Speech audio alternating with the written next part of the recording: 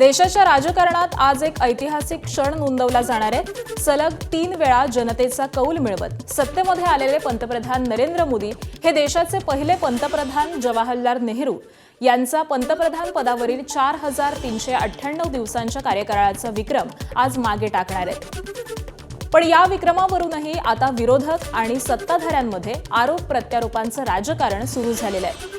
नेहरूंच्या कार्यकाळाची बरोबरी होऊ शकते, मात्र नेहरूंची बरोबरी होणार नाही अशा शब्दामध्ये काँग्रेसनं भाजपला प्रत्युत्तर दिलंय।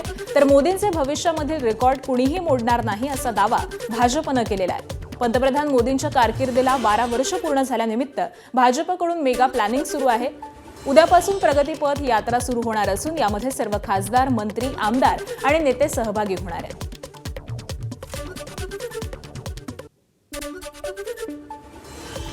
उपमुख्यमंत्री एकनाथ शिंदे यांनी पंतप्रधान नरेंद्र मोदी यांच्या 12 वर्षांच्या कारकिर्दीचं कौतुक केलंय। पंतप्रधान पदाचा इतिहासातील सर्वाधिक कार्यकाळ मोदींच्या नावावरती असून 12 वर्षांमध्ये त्यांनी एकही सुट्टी न घेता काम केल्याचं शिंदे म्हणाले। उद्या 10 तारखेला 12 वर्ष त्यांच्या कारकिर्दीला पूर्ण होत आहे। मी त्यांचं मनापासून अभिनंदन करतो आणि त्यांना खूप शुभेच्छा देतो। छगन भुजबळांना राज्यसभेवर संधी न मिळाल्यामुळे त्यांनी उघड नाराजी बोलून दाखवली आहे। पुतणे समीर भुजबळांना मंत्रिपद देण्याची अट भुजबळांनी घातलेली होती, मात्र त्यांची ही अट मान्य झाली नसल्याची माहिती मिळते। दरम्यान आपण नाराज नसल्याचं समीर भुजबळांनी एबीपी माझाशी बोलताना स्पष्ट केलंय। मंत्रिपदाची शपथ घेण्यासाठी वेळ कमी होता असंही त्यांनी कारण दिलंय।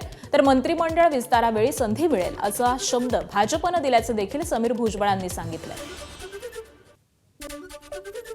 बीजेपीचा हा काही विरोध नव्हता आणि राहिला प्रश्न पक्षाकडून पण जे आहे साहेबांना राज्यसभेसाठी आणि मंत्रिपदासाठी जे आहे होकारसुद्धा त्यांनी दिलेला होता।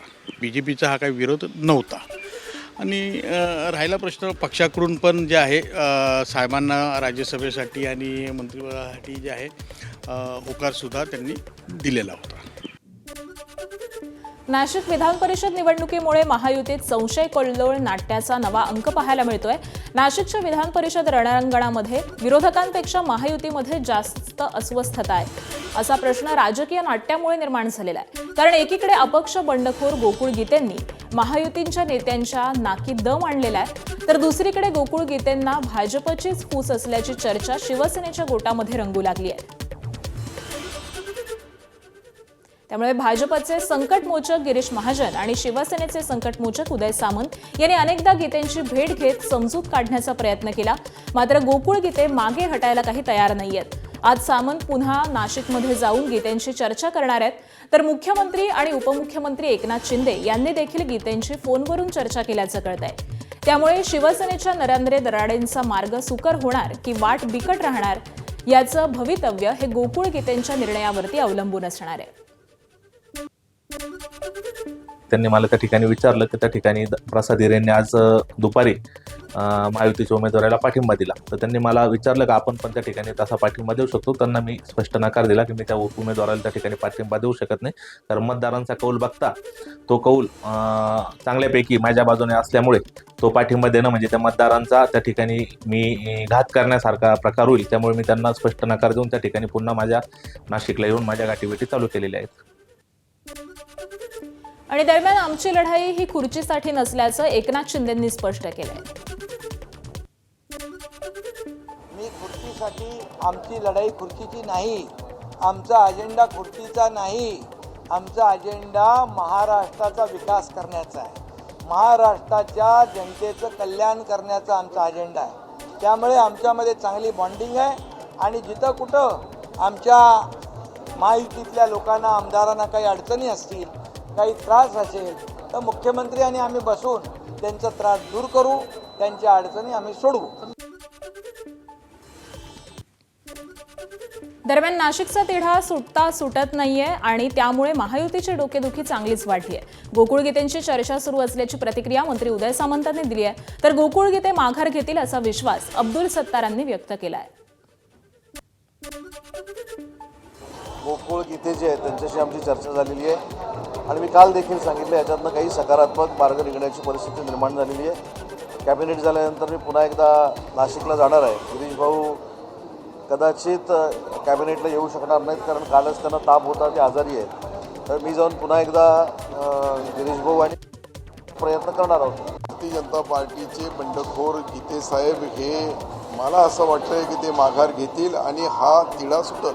ज्या वेळेस माझ्या मुलांनी फॉर्म भरला होता तर संभाजीनगरमध्ये बी ती नाराजगी झाली होती। शेवटी जी आमच्याकडे परिस्थिती आहे तीच आता नाशिकमध्ये आहे। मला वाटतं का नाशिकचा तिढा लवकरात लवकर एकनाथ शिंदे साहेब आणि देवेंद्रजी सोडवतील। नाशिक विधान परिषद निवडणुकीसाठी महायुतीचे उमेदवार नरेंद्र दराडे यांनी आज मुख्यमंत्री देवेंद्र फडणवीस यांची भेट घेतली, तर दुसरीकडे गोकुळ गीते यांनी निवडणुकीतून माघार घेऊन दराडे यांना पाठिंबा द्यावा यासाठी प्रयत्न सुरूच आहेत। मात्र प्रसाद हिरे यांचा पाठिंबा अद्यापही मिळालेला नाही आणि गोकुळ गीते यांनीही अद्याप माघार घेतलेली नाही।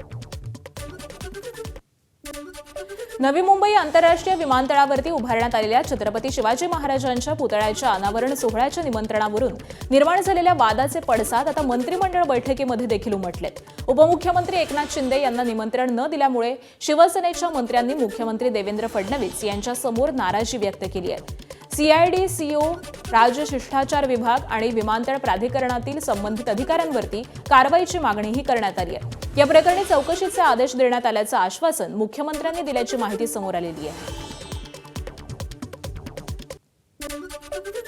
मंत्रिमंडळामध्ये हा विषय निघाला होता, परंतु राज्याचे मुख्यमंत्री फडणवीस साहेबांना मी मनापासून धन्यवाद देईन की ज्यावेळी चर्चा शिवसेनेच्या मंत्र्यांनी आम्ही सुरू केली त्याचवेळी मुख्यमंत्री महोदयांनी सांगितलं की ज्यावेळी त्या कार्यक्रमाला मी तिथे गेलो आणि शिंदेसाहेब त्या कार्यक्रमाला दिसले नाहीत त्यावेळी अधिकाऱ्यांना विचारलं की तुम्ही अशा पद्धतीचा कार्यक्रम तुम्ही का केला। त्या पद्धतीची शोकॉज नोटीस स्वतः मुख्यमंत्री कार्यालयानं सिडकोच्या अधिकाऱ्यांना काढलेली आहे। त्याच्यामुळे मला असं वाटतं की आम्ही सांगायच्या अगोदरच माननीय मुख्यमंत्र्यांनी याची दखल घेतलेली होती। मुंबईतल्या गृहनिर्माण सोसायट्या, कार्यालय आणि आस्थापनांना विहिरींमधून पाणीपुरवठा करणाऱ्या वॉटर टँकर चालकांनी आपला संप दुसऱ्या दिवशी माघारी घेतला, त्यामुळे मुंबईकरांना मोठा दिलासा मिळालाय।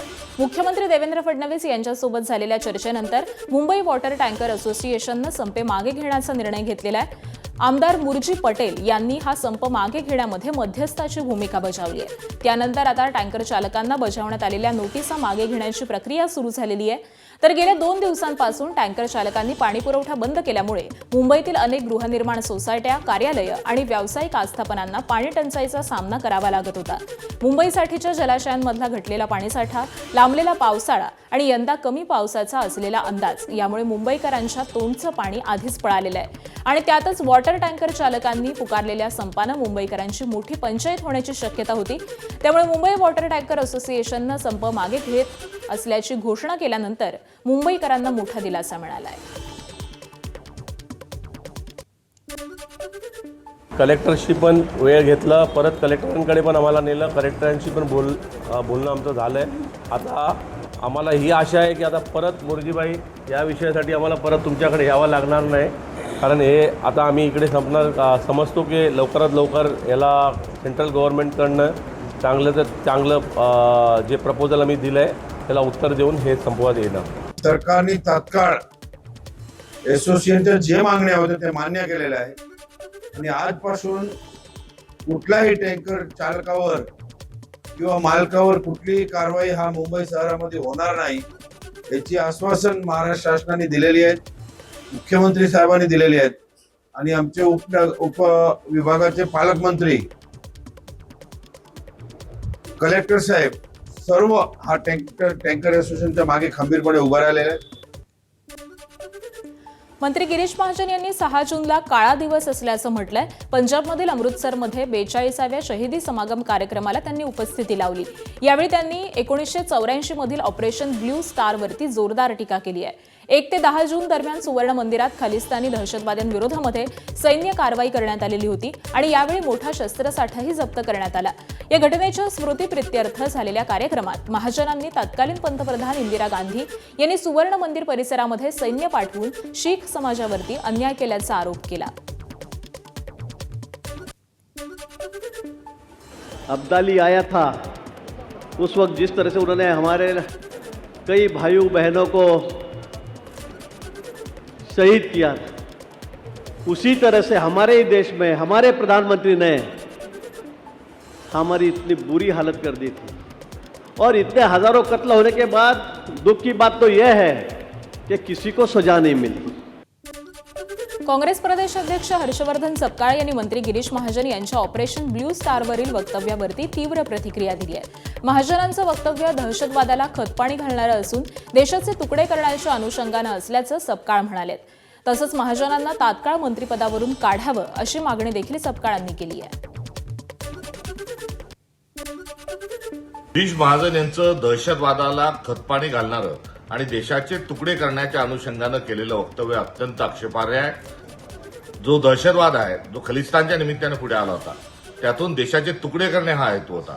आणि जर ऑपरेशन ब्लू स्टार झालं नसतं तर एक वेगळं राष्ट्र निर्माण करण्याचा आंतरराष्ट्रीय कट हा सफल झाला असता।